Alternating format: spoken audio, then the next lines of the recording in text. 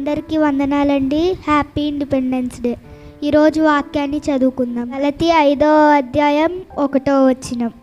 ఈ స్వాతంత్రము అనుగ్రహించి క్రీస్తు మనలను స్వాతంత్రులనుగా చేసియున్నాడు. కాబట్టి మీరు స్థిరముగా నిలిచి దాస్యమను కాడి క్రింద చిక్కుకొనుకుడి. ఆమేన్. చదవబడిన ఈ లేఖన భాగం ద్వారా ఈ ఉదయకాల సమయంలో దేవుడు మనతో మాట్లాడునుగాక. ఆమేన్. విన్నారు కదండి, దేవుడిచ్చే ఇది నా వాగ్దానం ఏమిటంటే, దేవుడు మనకి స్వాతంత్ర్యాన్ని అనుగ్రహించారు. దేవుడు మనకి స్వాతంత్ర్యాన్ని అనుగ్రహించి దేవుడు మనలను స్వతంత్రులుగా చేసి ఉన్నారు. ఇది నా ఇండిపెండెన్స్ డే కదండి. అంటే ఈ లోకపరంగా మనకు స్వాతంత్రం వచ్చింది. ఎక్కడి నుంచి స్వాతంత్రం వచ్చిందంటే బ్రిటిష్ పరిపాలన నుంచి మనకు స్వాతంత్రం వచ్చింది. ఇది 75వ స్వాతంత్ర దినోత్సవంగా మనం జరుపుకొనుచున్నాము. భారతదేశానికి స్వాతంత్రం ఎప్పుడు వచ్చిందంటే ఆగస్టు 15, 1947వ సంవత్సరమున వచ్చిందండి. అదే రీతిగా భారతదేశం అంతయు జరుపుకుంటుంది.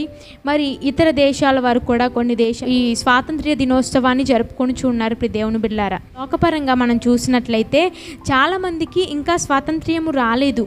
దేని నుంచి స్వాతంత్రం రాలేదు అనంటే పాపము నుంచి, శాపము నుంచి స్వాతంత్రం రాని పరిస్థితిలో ఉన్నారు. చాలామందిని మనం గమనించినట్లయితే పాపంలో ఉన్న వారిని, శాపంలో కొట్టుమిట్టాడబడుచున్న వారిని మనం గమనించినట్లయితే ప్రియ దేవుని బిడ్డలారా, ఈ లోకంలో వారికి సంతోషం లేక, సమాధానాలు లేక, శాంతి లేక అల్లాడిపోవచ్చున్న పరిస్థితులలో ఉన్నవారు ఎంతోమంది ఉన్నారు. మీకు తెలుసా అండి? ఎన్నో కుటుంబాల్లో కలహాలు, ఎన్నో కుటుంబాల్లో గొడవలు, భార్యాభర్తల మధ్య సరైన సమాధానం లేక, అత్తాకోడల మధ్య సరైన సమాధానం లేక, తల్లిదండ్రుల మధ్య, బిడ్డల మధ్య సమాధానాలు లేక కృంగిపోవచ్చున్న పరిస్థితులలో ఉన్నవారు ఎంతోమంది ఉన్నారు. ఇటువంటి పరిస్థితిని అనుభవిస్తున్న ఈ దేశము నిజముగా స్వాతంత్ర్యమును అనుభవిస్తుందా అంటే ఈ లోకపరంగా స్వాతంత్ర్యం వచ్చింది. కానీ నిజముగా స్వాతంత్ర్యం రావాల్సింది దేనికంటే మన ఆత్మకు స్వాతంత్ర్యం రావాలండి. మనము స్వతంత్రులుగా మార్చబడాలి. దేని నుంచి అంటే అపవాది కాడి క్రింద మనము చిక్కుకొనకుండా ఉండుట కొరకై మనము స్వతంత్రులుగా కావాలి. దేవుడు మనకు స్వాతంత్ర్యంను అనుగ్రహించడానికి ఈ లోకానికి వచ్చారు. మన కోసం ప్రాణత్యాగం చేశారు. ఎందుకు తెలుసా? పాపం అనే బానిసత్వం నుంచి మనం విడుదల పొందడానికి. ఆనాడు బ్రిటిష్ ప్రభుత్వము ఈ భారతదేశాన్ని బానిసలుగా చేసుకొని పరిపాలించింది కదా. దానికి స్వాతంత్ర్యం రావడానికి గాంధీజీ గారు, ఎంతోమంది పితామహులు భారతదేశం యొక్క స్వాతంత్ర్యం కోసం ఎంతోమంది శ్రమించారు, ఎంతోమంది మరణించారు, రక్తము పారింది, మారణ హోమాలు జరిగాయి, ఎన్నో యుద్ధాలు జరిగితే కానీ ఈ లోకానికి, భారతదేశానికి స్వాతంత్రం రాలేదండి. భారతదేశానికి స్వాతంత్రం తెచ్చిన వారిని ఎంతగానో గొప్పగా పితామహులు అని ఎంతగానో వారిని కొనియాడుచున్నారు, పూజిస్తున్నారు. కానీ ఆత్మీయతకు మనము అసలు మన దేహానికి, ఈ లోకమునకు మనము ఎందుకు వచ్చామో, ఎంతకాలం ఈ లోకంలో జీవించాలో, మనము మరణించిన తర్వాత ఈ లోకం నుంచి ఎక్కడికి వెళ్ళాలో గ్రహించగలిగిన దేవుణ్ణి మరి చాలామంది గుర్తించట్లేదండి.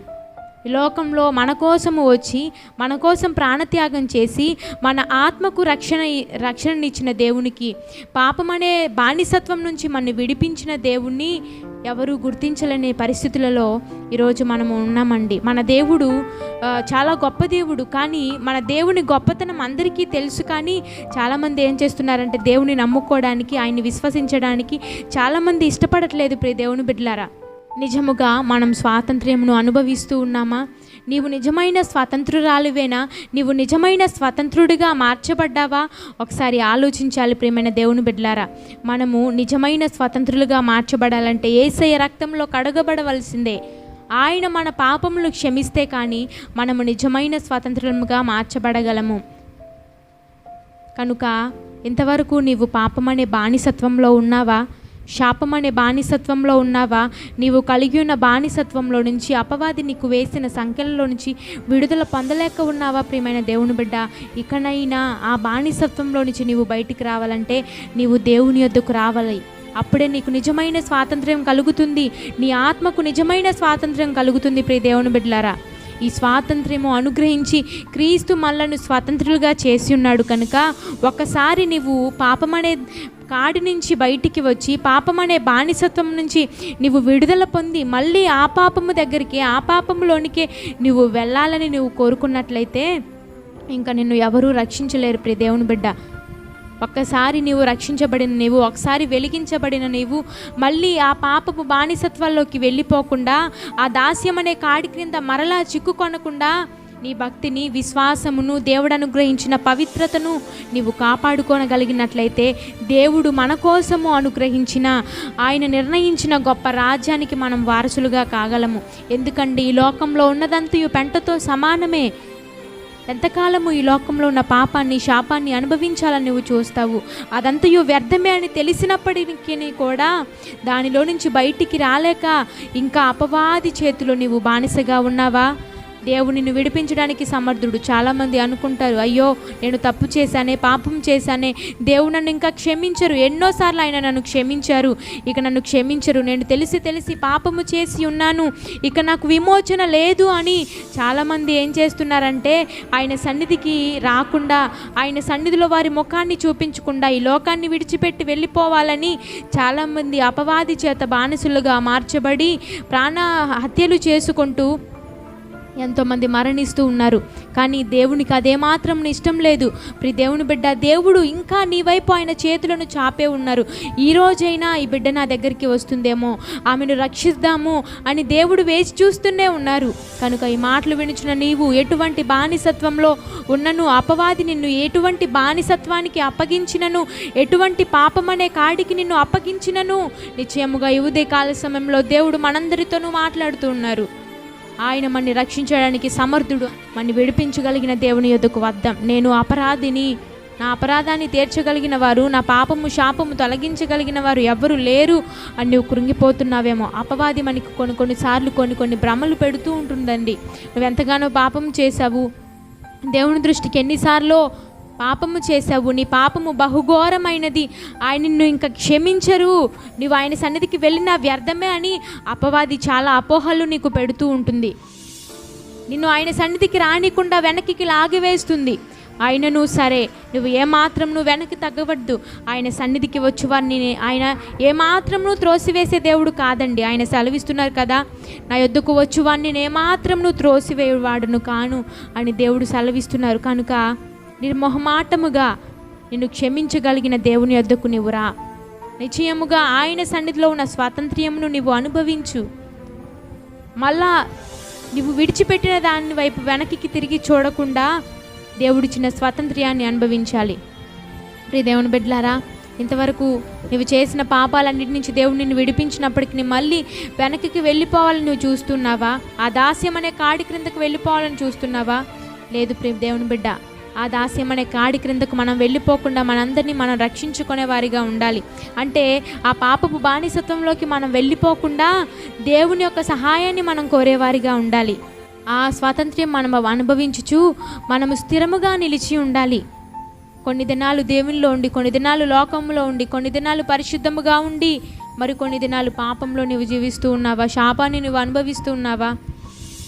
దేవుని బిడ్డ, అలా ఉండడానికి మనం వీల్లేదు. కానీ స్థిరమైన మనస్సు కలిగి ఉండాలి.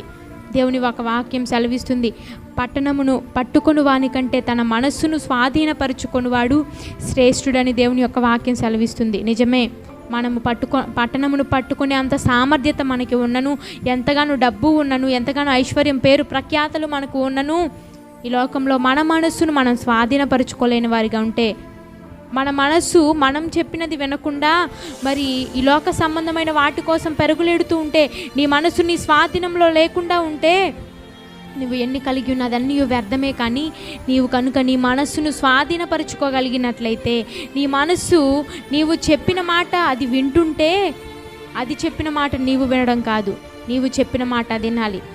ప్రార్థన చెయ్యి అని దేవుడు ప్రేరేపిస్తూ ఉంటాడు, ఆత్మ ప్రేరేపిస్తుంది. కానీ శరీరం మాత్రము వద్దులే, కొద్దిసేపు పడుకుందాము, ఇంకెందుకులే అని చాలా కృంగదీస్తూ ఉంటుంది. ప్రార్థనలో ఎదగనీయదు మన శరీరం, ఆత్మీయతలో ఎదగనీయదు. ఈ శరీరం అంతయు పాపపు ఇచ్చలతో నిండిపోయినదండి.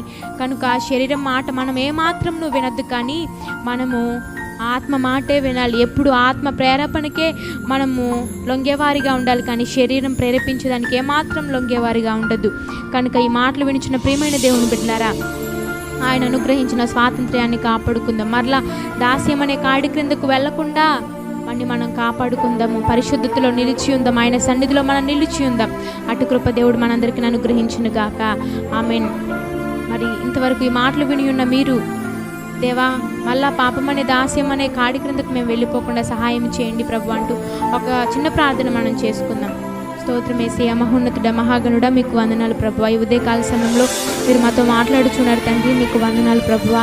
అయ్యా, మీరు మాకు అనుగ్రహించిన స్వాతంత్ర్యాన్ని మేము కాపాడుకోవడానికి మీరు సహాయం చేయండి ప్రభువా. మరలా పాపం అనేది ఆశపు కాడి క్రిందకు మేము వెళ్ళిపోకుండా దేవా అయ్యా, మీరు అనుగ్రహించిన స్వాతంత్ర్యాన్ని కాపాడుకొని స్థిరమైన మనస్సు కలిగిన వారిగా మమ్మల్ని అందరినీ మార్చండి. ఈ మాటలు వినిన ప్రతి ఒక్క బిడ్డ నిజమైన స్వాతంత్రులుగా మార్చమని వేడుకుంటున్నానయ్యా. ఈనాడు మా దేశంలో అయ్యా నైనా స్వాతంత్రం నైనా వేడుకలు జరుపుకొని చూడగా ప్రతి ఒక్కరికి మీరు తోడేయండి. మీరు అనుగ్రహించిన స్వాతంత్ర్యాన్ని బట్టి మీకు వందనాలు ప్రభువా. అయ్యా, మా పితరులు ఎంతగానో నైనా మా దేశము కోసం ప్రాణత్యాగాలు చేసి దేవా అయ్యా స్తోత్రం నైనా స్వాతంత్రం రావడానికి ఎంతగానో కృషి చేశారు ప్రభువా. వారందరిని బట్టి మిమ్మల్ని స్తుతిస్తున్నాము ప్రభువా. అయ్యా, ప్రతి ఒక్కరికి మీ క్షేమాన్ని, మీ కాపుదలను గ్రహించి అయ్యా మీ ఉన్నతమైన కృపల చేత ప్రతి ఒక్క బిడ్డ నింపి మీరు సహాయం చేయమని యేసునామమున ప్రార్థించి అడిగి వేడుకొనుచున్నాం తండ్రి, ఆమెన్. మీ అందరికీ మరొకసారి హ్యాపీ ఇండిపెండెన్స్ డే అండి. ఇది నన్ను సంతోషంగా సెలబ్రేట్ చేసుకోవాల్సిందిగా దేవుని సన్నిధిలో మేమందరం కోరుకొనుచున్నాము. ఆమెన్.